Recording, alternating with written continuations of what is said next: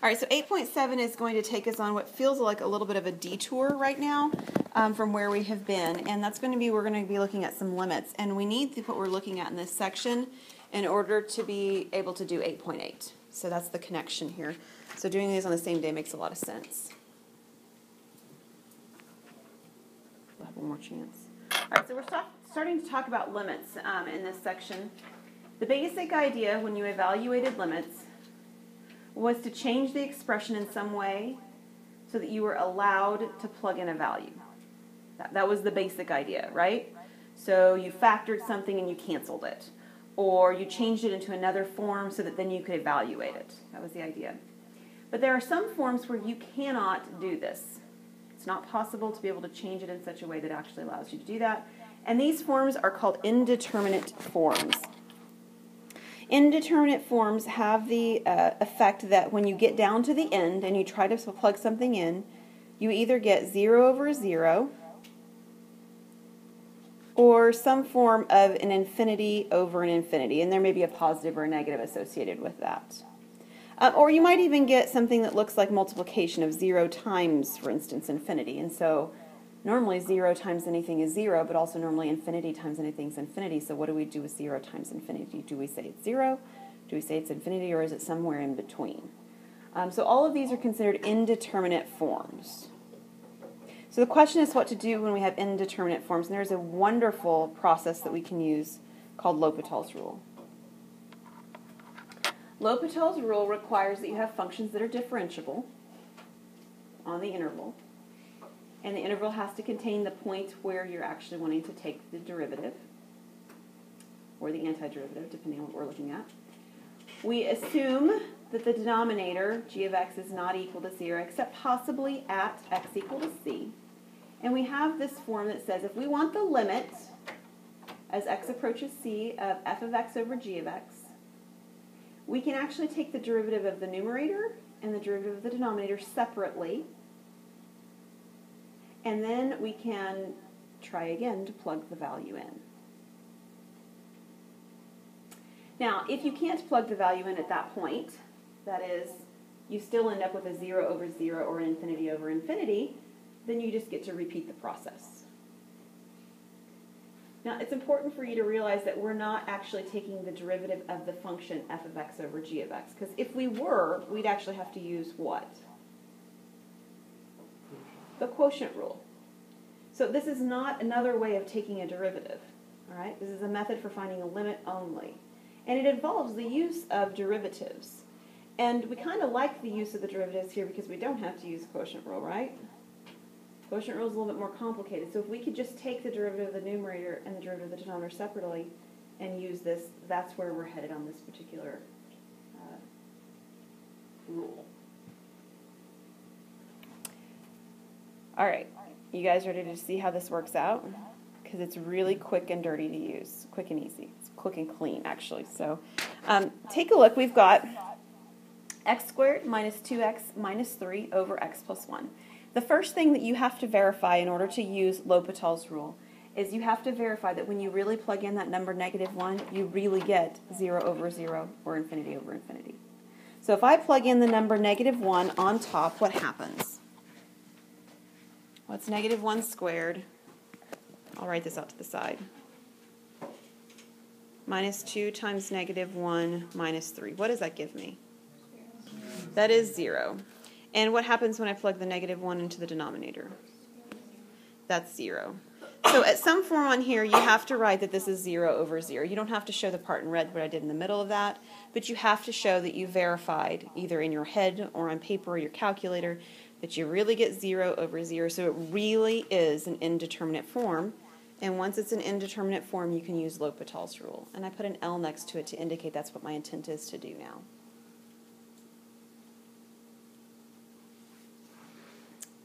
All right, so with L'Hopital's rule, I take the derivative of the top, and what do I get? 2x minus 2. And the derivative of the denominator, what do I get? 1. And then I try again, and I say, okay, well, can I plug it in now? So if I plug in -1 now, what do I get? -4 over 1, which is negative 4. So the answer is negative 4. Now, on this particular one, there is another way you could do this problem.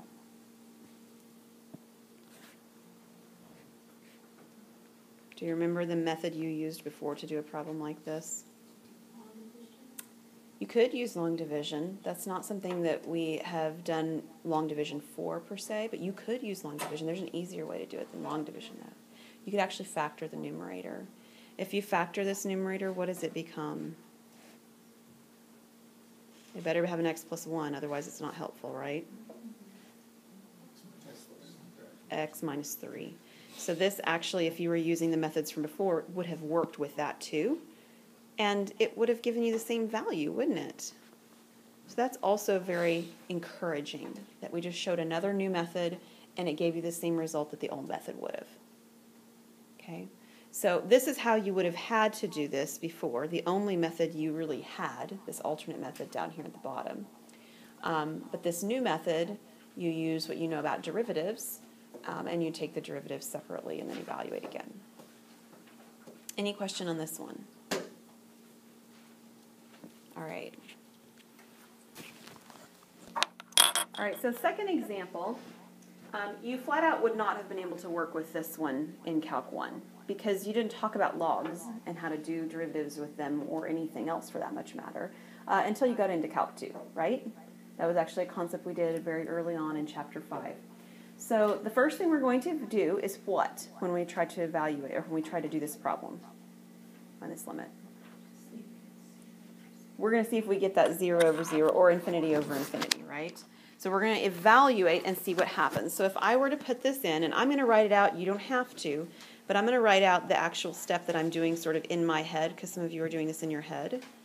And what I want you to write out is what happens next. So what is the natural log of 1 squared? That is 0. And what is 1 squared minus 1? 0. Also 0. So this piece you have to write down. It's what you're verifying to me on paper that you have done somehow else, in your head or in the calculator or whatever. Because it is in the form of 0 over 0, I can use L'Hopital's rule. Now, before I use L'Hopital's rule, it might be helpful to use a property of logs.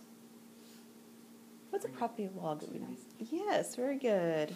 This 2 being in front might be a very helpful way of writing this. So before I use L'Hopital's rule, I'm simply going to rewrite this as 2 natural log of x over x squared minus 1. So I haven't actually used L'Hopital's rule yet, so in essence, really, this piece right here can be verified from down here.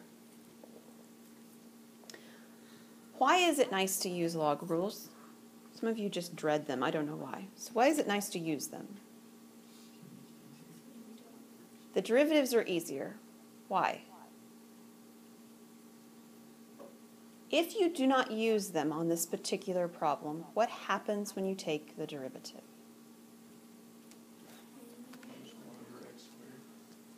That is, what happens when you do the derivative of natural log of x squared? Okay, so Parker says I get 1 over x squared. Is that all I get? I have to then do the times the 2x because what rule am I using? That's a chain rule, right? So if I leave it as it is, this one's not terrible, but if I leave it as it is, I have a chain rule. Now look back at the form where we changed it. If I change it using the properties of logs, do I have a chain rule any longer? I don't. I have the 2 from before, and then I have the derivative of ln x, which is 1 over x. No chain rule. That's the benefit on this particular problem to using properties of logs first. All right, now what's the derivative of 2x squared minus 1? 2x. Okay, now before you start plugging anything in, it's a good idea to do what? Yeah, in this case, get rid of the 2. So we're simplifying, right, Aaron?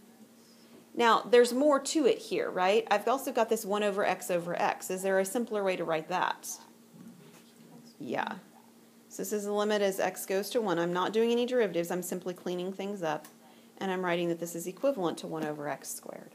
So before you start plugging anything in and seeing whether or not we need to take another derivative or something, which we're going to about to in a minute, you need to clean it up because you may well be done with all of the steps that you really needed to do that were calculus related. Because now, evaluating, that's an algebra idea. So if I plug the number 1 in here now, what do I get? Yeah, I get 1. So this limit is 1.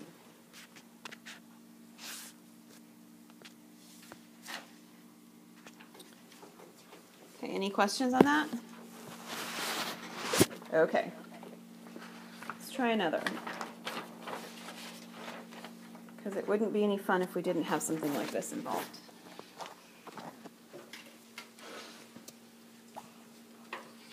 You guys know you love trig. Don't pretend like you don't. You had a great trig teacher, most of you. The others of you, I don't know.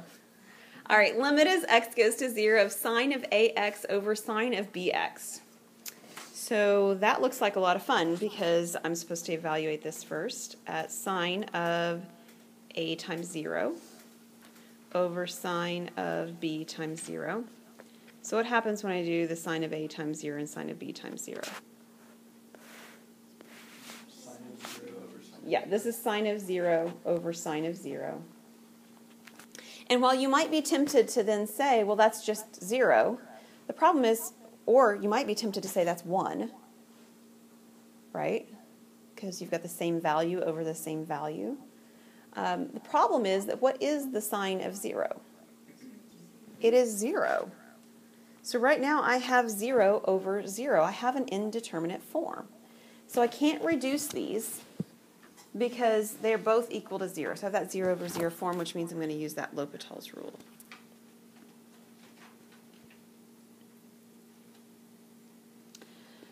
All right then, so what is the derivative of sine of ax? Okay, so I've heard cosine of what? Cosine of ax. Is that it? I need an a. Why do I need an a, Parker? We need the derivative of ax, don't we? Yeah. So there is a chain rule in this one that I can't eliminate with sort of a log rule like I did the last time, right? Log property, I can't do that. So I do have a derivative of the outside, which sine turns into cosine. Rewrite the inside, ax, and the derivative of the ax, which is a. I've got the same sort of thing going on the bottom, so what is the denominator's derivative? Right, b cosine bx. Now, you still can't cancel out the cosines because their interior angles are different, correct? But you can attempt to simplify by plugging in the value and seeing what happens. So if I plug in the value here, I have a cosine of 0, right? Over b cosine of 0. What's the cosine of 0? 1. It's 1. So this is a times 1 over b times 1. So I end up getting a over b. So simply turning them from sines into cosines is actually really helpful at the evaluation point of an angle 0 because of the values that sine and cosine each have at 0. So far, so good? Okay, last one. The limit as x goes to infinity of x cubed over e to the x squared. What's different about this one? I have an infinity. What else? We've got an e to the x, or e to some value in here. Yeah. The thing that's going to make it the most different is the infinity. And here's why. On all of the others, you could actually plug a number in, right? Infinity is not a number, so we can't really plug it in. And you did limits and infinity when you were in Calc 1 as well. And one of the ways to do that is to think about the graph. So I want to think about the graph of the numerator separate from the denominator because I'm trying to plug it in, so to speak, and see what happens to these individual functions as we go to infinity. So do you remember what the graph of x cubed looks like?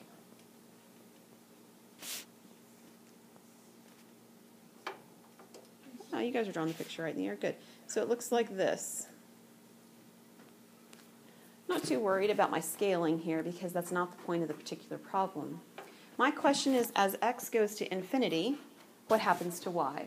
So as x goes to infinity, it means I need to move along the x-axis to the right, tracing along my graph. So I'm going to trace along my graph like this. right? So I'm sort of moving towards the right, and as I move towards the right, what happens to my y values? They increase as well. They move upward, correct?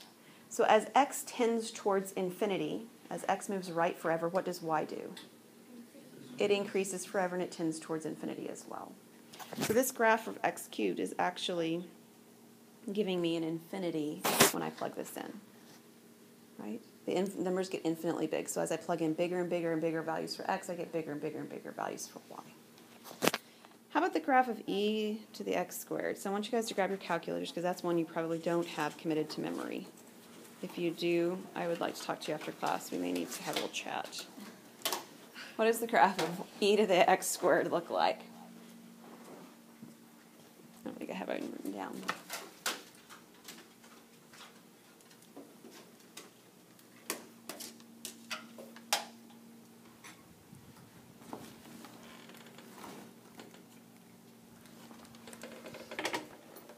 Can somebody give me a basic image of what you're seeing? Kind of looks like a what? Kind of looks like a parabola, right? It looks like a U shape anyway, and it hits the x-axis where? At x equal 1. So we have a shape that looks sort of like this. Does that look like what you're seeing? More or less, depending on your scale, but more or less. Okay, so we're doing the same thing on bottom as we did on top. We're letting the x values go right forever, and we're tracing our curve. What happens to the y values? They get infinitely big as well. So we have this infinity over infinity, and the question we should sort of be thinking to ourselves is, but which infinity is bigger? That sounds like a strange way to say it, but another way to say it was, which one's going to infinity faster? You know, how quickly is something getting there? So, like for instance, if we had the graph of y equal x, this one also goes to infinity, but it doesn't do it near as fast as either of the other pictures I've drawn, right? So our question to us really is, but which one's doing it faster? Or is it exactly the same speed? You know, in which case we get some other number. So that's kind of where we are in asking ourselves questions about limits. So it has L'Hopital's form, right? I definitely have L'Hopital's rule. You don't have to actually draw out the graphs here on your paper as you're working if you don't want to, but you probably need to be thinking about them. Maybe graphing them in your calculator or at least visually imaging them in your mind to make that call. So we're ready to do the derivatives that L'Hopital's rule says I can do. All right, so what's the derivative of x cubed? Perfect, 3x squared. All right, so what's the derivative of e to the x squared? 2x times e to the x squared. Okay, is everybody clear on where all those pieces of the denominator's derivative came from? Okay, great. Okay, so just like on the last one, we do not attempt to graph these again and try and do the problem again until we do what? We can't plug it in here because we've got infinities. We need to simplify before we attempt to do anything with plugging it in or looking again whether we can use L'Hopital's again. So we would simplify this. What do you see? One of the x's on top cancels with the x on bottom, right? So this becomes, and one of the things that I want to remind you, and I'm sure that Dr. Hargrove wanted to just wring your necks when you didn't do it, because I know Dr. Hargrove. So you have to write limit every time, right? You guys remember that? Okay, you have to do it for me too. I know, we're mean. But you do, because you're not done with the problem until you've actually finished finding the limit. So every step needs to say limit until you've actually found your answer. Okay, it's kind of like with your antiderivative notation, right? The script S doesn't go away till you actually did it. It's the same thing with the limit notation. All right, so right now I've got 3x over 2e to the x squared. Now the beauty with the 2e to the x squared is it's going to look just like the e to the x squared, right? It's going to be a little steeper because I got a 2 in there, but the result is the same. So I know the denominator on the bottom is infinity. However, what does the graph of 3x look like? It's a line, isn't it? In fact, it's kind of the one I drew before, except it's steeper. So it looks something like this, yeah? And again, if I trace this going right, what happened to the y values? I get infinity again, right? They get increasingly large. They tend to infinity. So now I've got infinity over infinity. Again, this is the first time you've seen it happen twice. I didn't actually find my answer yet, but I can use L'Hopital's rule again. That's a good thing. Okay, I'm moving this over. All right then, so we're going to use L'Hopital's rule again, which means we've not yet found the limit. What's the derivative of 3x? That is 3. What's the derivative of 2e to the x squared? 4x e to the x squared.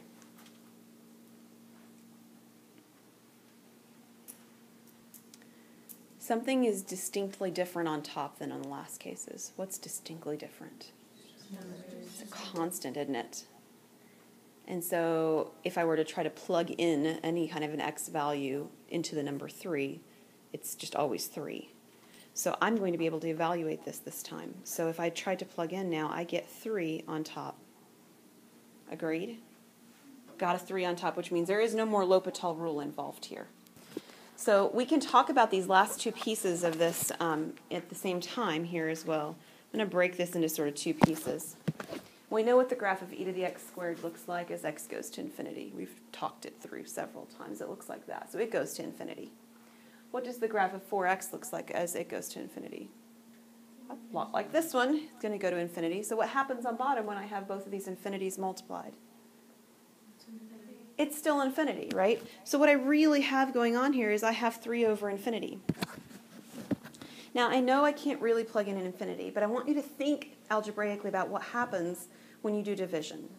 If you do division by something that gets infinitely large, so we have 3 over 10, 3 over 100, 3 over 1,000, 3 over 1,000,000, 3 over 10 million, what happens to the result of that value? Becomes infinitely small, tending toward what number? 0. Anytime you end up with what looks like 3 over infinity, a constant over infinity, that limit is 0. So the limit of this then is 0. Okay, and that's it. We're done. Any questions on that one? All right.